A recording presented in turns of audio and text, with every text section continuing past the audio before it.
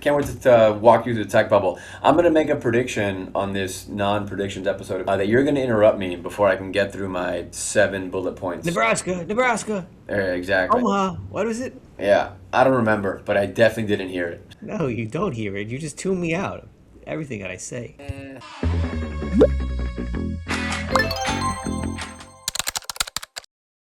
Welcome to episode 80, Talk Your Chart. Today is August 11, 2026. We missed last month, sadly, because we were traveling to try to get away from Miami Heat. But we are back with a vengeance. A lot happened while we were gone, so let's get right to it. And we're going to start with the trade deficit.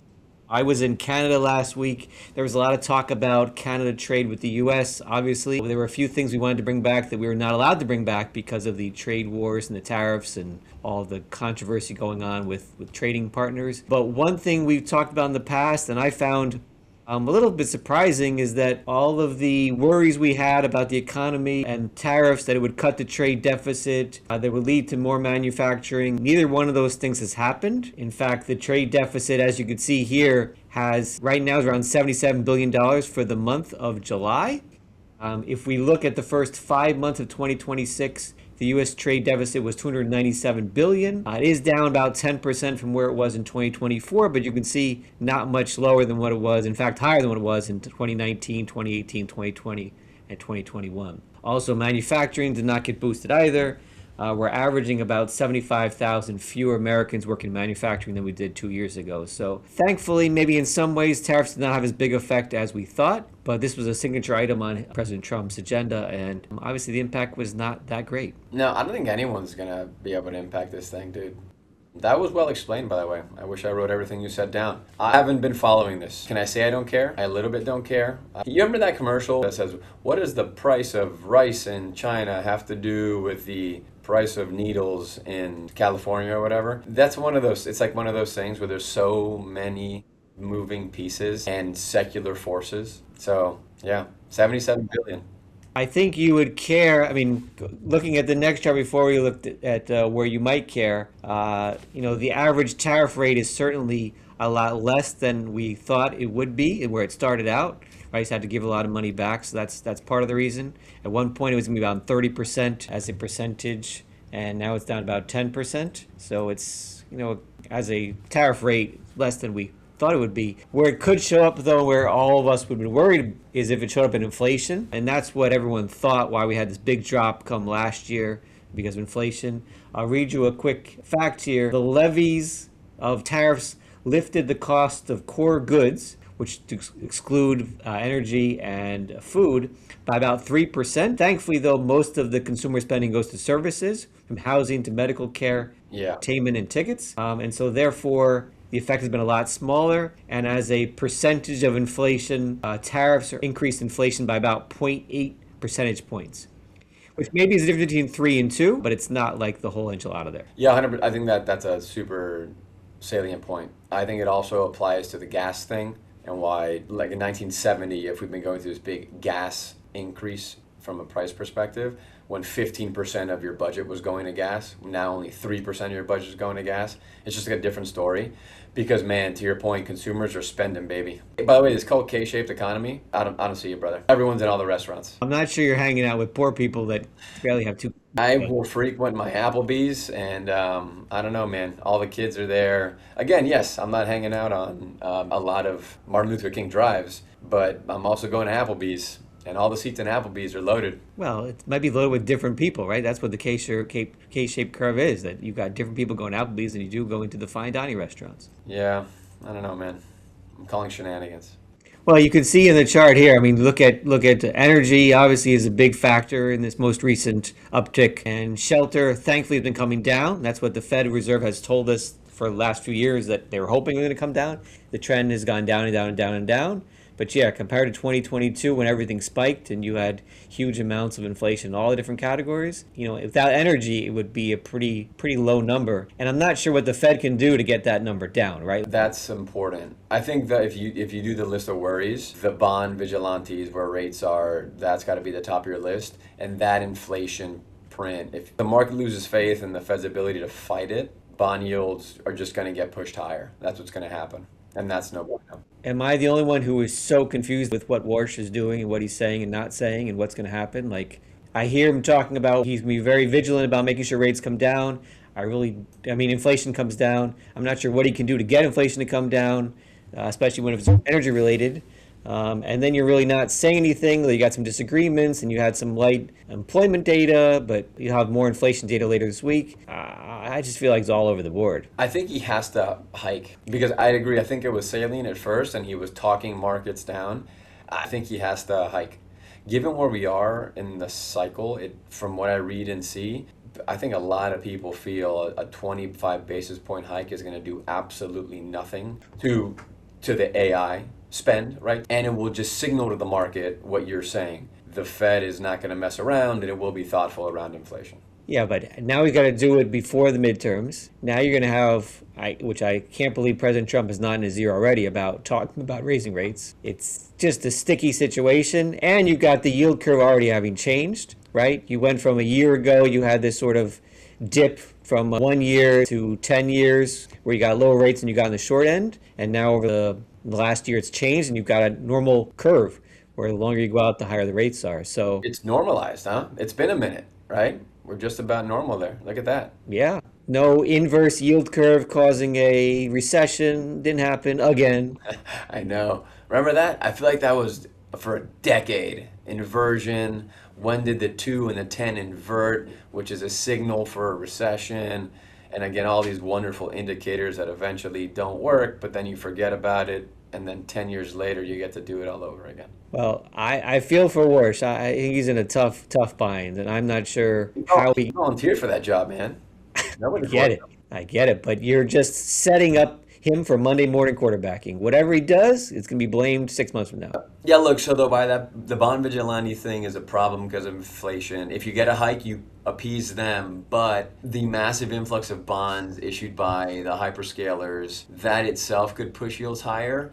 And then there's the lingering concerns about private credit quality and defaults, even though that seems like it's kind of hampered down. And then ultimately the circular kind of financing that plays into all of this. So we'll see if anyone ends up like, what was this hedge fund that it was so eloquently named? Situational awareness. Did you read that story? No. Oh, we can't go into it, but it's just so perfect. The name of the hedge fund, it's like on the nose. It is absolutely perfect. Yeah, so we'll see. If Warsh hikes, I think markets would take that in stride. 25 basis points is going to be just fine.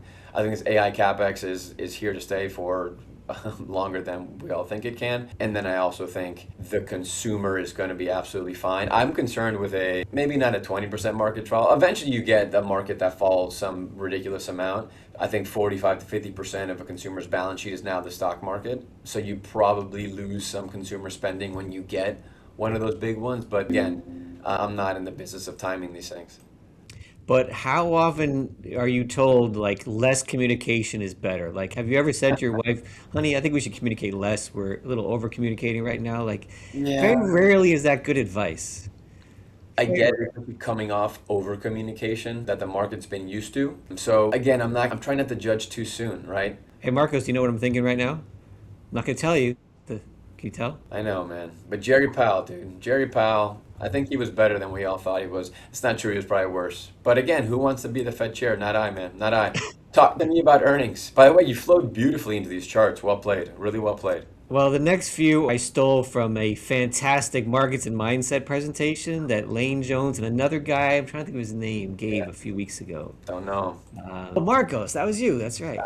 Stop it. So all these concerns we raised, from the hyperscalers spending all their free cash flow, raising money on bonds, you got the tariff, you got the war, you got energy, all these things that could go wrong. Stock market had a couple new highs last week. What's leading to all of this? I think you talked about this beautifully. Earnings per share, look at that parabolic rise in the last few years, just up and up and up, both on the actual earnings, which is the first chart, large cap, mid cap, maybe more in the large cap than the mid and small, but all of them are up. And then also consensus expected earnings in the future. Again, all are expected to rise continually. So this is basically why the market is doing as well as it is, because these companies are making a ton of money.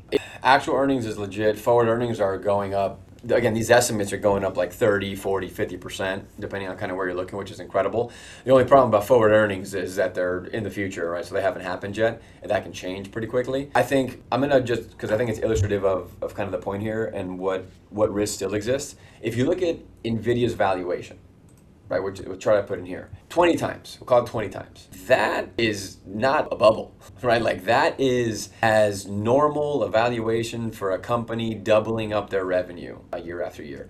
Now, does that tell you this puppy is just wonderfully or horribly undervalued and it's just a screaming buy? Or does the market tell you that the level of earnings that they have is just not sustainable? It's pulling forward earnings and this has to normalize, and that's why the market says I'm going to trade it at 20 times. I mean, we followed it from the days it was at 70, where we laughed and joked and like, oh my gosh, who would pay for Nvidia?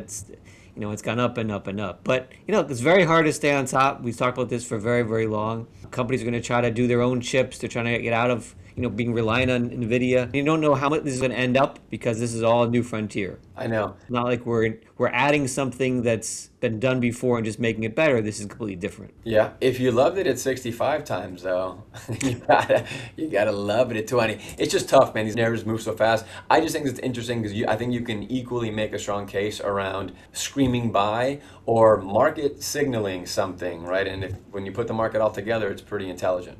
Well, that goes back to the Mag 7 chart, which is, something we've hit on a few different times. And through July, end of July, you can see here the Mag 7 are barely up only 1% and change, where the other companies are up over 13. And that's why the market is up double digits so far this year. It's not just a one-hit wonder, whether it's, Mag 7 or technology stocks, it's more breadth than just that. It's a good thing for the market. This is all positive news. Yeah, you have to see it, and you didn't, again, 5 years ago, 6 years ago, remember COVID, that whole thing happened? That's when this story kind of got to kind of just a screaming, loud, you can't ignore the Max 7, so this is awesome to see.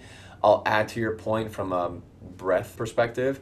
It's awesome to see international markets kind of participating, right? So Yeah. The bull market has spread not just within the US across small mid caps and obviously large caps, not just technologies, but industrials and stuff like that, but it's also gotten across the sea, so to speak. And you have Europe, you have international emerging and developed emerging economies participating. Is it just because the dollar kind of weakened? Sure, fine, that's always going to be part of the story, but we hadn't seen it in a long time, and it's good to see it now, which speaks to the breadth of the bull market. I think we're knocking on almost 4 years old, right, for the bull market come October 12th of this year.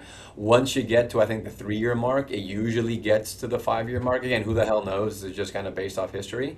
But there's strength when you see breadth. And that's the last thing I'll say is I'll bring up the chart that you asked me why the hell I brought it here. Brett, December 5th, 1996 to October 9th, 2002. We have a story to tell. You want to talk about my college years plus my first 2 years of employment after that? Hey, brother, I want you to sing your favorite song from the mid-90s, baby. Come on. Beep out everything we got to beep out. We got you. I'm going to talk for too long. Just bear with me. I'll use as few words as I possibly can. So, and again, I'm doing this because of the tech bubble, right? It's just something that you don't appreciate when you're living in it for sure, but something that you have to appreciate now. If you got to be a student of this stuff, if you want to learn from it at all. So the market bottomed in August of 1982. That's following the stagflation decade. S&P bottomed at a value of 102, which is such a funny number. That starts a 13-year bull run. S&P closes at 560 with dividends. A $10,000 investment turns into 80,000. That's a 17% compounded average annual rate of return. Your average is 10, so 17 is above average. Is awesome. That's awesome. What also happens in August of 95, right? So August 95, that was the level I gave you. Also in August of 95, Netscape, the 16-month-old company, goes public. 60 million in revenue, no earnings. Gotta love that. But lots of users. I was one of them. Yeah, there you go, dude. Netscape. I know I brought you back, dude, too. Netscape Navigator. Yeah, whatever dorm room you were sitting at 4 in the morning. Exactly. That was August 95. Now fast forward December 5th, 1996. S&P closed at 977, approximately 75% higher in the 16 months since the Netscape IPO. Right, 75% higher. Okay, got it. This is now Fed Chair Alan Greenspan delivering his famous irrational exuberance speech warning that asset values may be getting ahead of their skis here. That's December 5th of 96. The market peaks March 24th of 2000, right? So that's a 56% increase from the night of Greenspan's speech. Now, finally, the bubble burst. The NASDAQ falls more than 80%. S&P drops about 30%, finally bottoming at 1108 on October 2002. Here's what we have to sit with, right? 1108, which was the bottom of the worst bear market in a generation, was still higher than the 977 level Greenspan warned about back in 1996.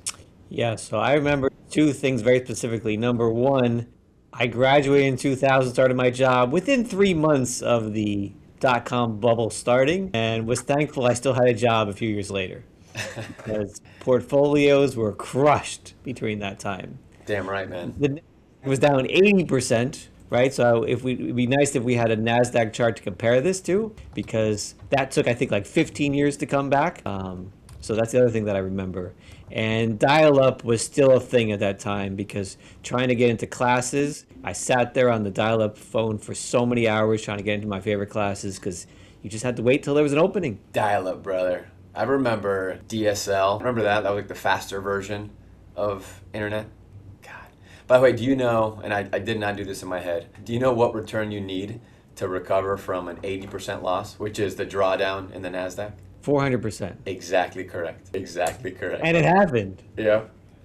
Oh, it Yeah. happened, brother. But man, math is funky that way. Math is funky. All right. Thank you for sitting through my story. The moral of the story is when the Fed chairman says to sell, you don't take stock advice from them. Yeah, it's just, man, think of the man who has what, access to the most information on the planet, or almost, or he's at least in the top 100 people with access to the most information. Still only has current and past information, has no future information. Yeah, he's still, yeah, unfortunately, no facts about the future, my friend. So there you go. Timing this thing is hard, brother. Consistently is even more hard. In the market, not timing the market. Wham, wham, wham. That's a tattoo you have, the one. I know you do. Alrighty, sir. Always a pleasure, Mr. Horowitz. Until next time, signing off.